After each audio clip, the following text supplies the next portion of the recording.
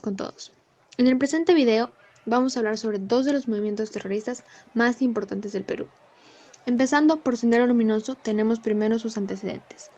Anterior a este movimiento estuvo José Carlos Mariátegui, uno de los ideólogos marxistas latinoamericanos más influyentes del siglo XX, y fue el que fundó el Partido Socialista del Perú, el cual tras su muerte se convirtió en Partido Comunista del Perú. Otro hecho que antecedió a este movimiento fue el viaje de Abimael Guzmán, líder de Sendero Luminoso, a China en 1965, uno de los gobiernos comunistas más populares. Cabe resaltar que en ese entonces el Perú transitaba por una serie de problemas políticos con una economía sustentada principalmente en recursos naturales, tales como la pesca y el agro. Y bueno, es entonces que Sendero Luminoso surge en oposición al dominio norteamericano, la oligarquía y al latifundismo, y uno de los puntos fundamentales de su propuesta fue la reforma agraria con la unidad de todas las izquierdas y la formación de varios frentes de lucha desde donde crecería la revolución. Ahora vamos a hablar de la ideología de Sendero Luminoso. Esta es el resultado de una larga depuración dogmática, vanguardista y violenta, que tiene sus raíces en el marxismo-leninismo. Dentro de las ideologías que influenciaron este movimiento tenemos la ideología de Lenin, la cual era la formación del proletariado en una clase de derrocamiento de la supremacía burguesa y conquista del poder político por la clase obrera. Después tenemos la de Stalin, la cual era obtener un sistema totalitario donde el gobierno controle todo. Busca del igualitarismo entre clases sociales y prohibición de la propiedad privada. Y finalmente tenemos la ideología de Mao Zedong, la cual se basaba en la movilización masiva revolucionaria con industrias independientes que provean a la población de recursos necesarios para vivir y de armas. En 1982, Víctor Polay Campos oficialmente fundó el MRTA, o también conocido como el Movimiento Revolucionario Tupac Amaru. Su primera acción violenta se da en mayo de este mismo año, cuando Campos, junto con otros 4 subversivos, asaltan un banco de La Victoria. Este evento culmina con la muerte de un miembro del Comité Central MRTista, Jorge Tallado Feria, tras un disparo de un policía en defensa propia. Desde este momento, Polay Campos y el MRTA se dan a conocer en Lima y el Callao, formando parte de múltiples atentados terroristas y secuestros civiles. La emoción del grupo era buscar la denuncia de la política económica de los gobiernos y hacer ver al pueblo la necesidad de emprender la guerra revolucionaria como único camino para solución de fondo de la explotación y la opresión. Seguimos con los antecedentes. Tras el crecimiento militar y político del MRTA, en 1984 se registraron 19 actos terroristas.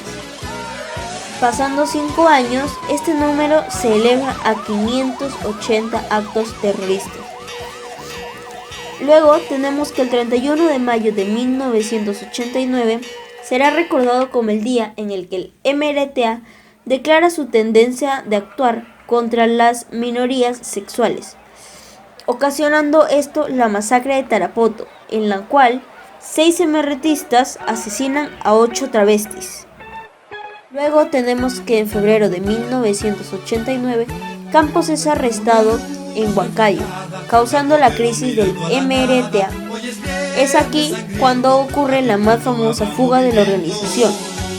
Esta termina de construir un túnel de escape en julio de 1990, por el cual lograron huir 47 MRTistas, y junto a ellos también logró escapar Polay Campos. También tenemos que en 1992 Campos es recapturado y la crisis del movimiento revolucionario Tupac Amaru se acentúa. Néstor Serpa Cartolini, quien es el segundo al mando de la organización, toma su liderato. El MRTA no se queda sin actuar entre 1992 y 1996. Es en diciembre que da a cabo su más infame atentado, la toma de la residencia del embajador de Japón, en el cual se encuentran 800 políticos y civiles que se toman como rehenes, como objetivo liberación de 400 militantes MRTistas condenados y su líder, Víctor Polay Campo. Ahora bien, seguimos con los sucesos más importantes, ocasionados por Sendero Luminoso. En 1980 se convocan nuevas elecciones y es ahí donde se comete el primer atentado terrorista, quemando ánforas y cédulas de votación.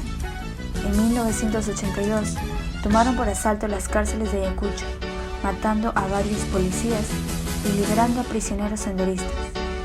En 1983, Sendero empieza a expandirse por toda la sierra, tomando el control de muchos pueblos por medio del terror, con apagones, cochebombas y descotizaciones. En estos años se unieron en su ejército todos los campesinos y se refugiaban en diversos pueblos. Por esto era complicado identificarlos, ya que no usaban un uniforme distintivo. Por esto hubieron muchas confusiones. Los militares mataron muchos inocentes creyendo que eran terroristas. En 1985 se dio el primer gobierno de Alan García y un año después ya se habían capturado a muchos senderistas. Se llevaba a cabo la matanza en los penales.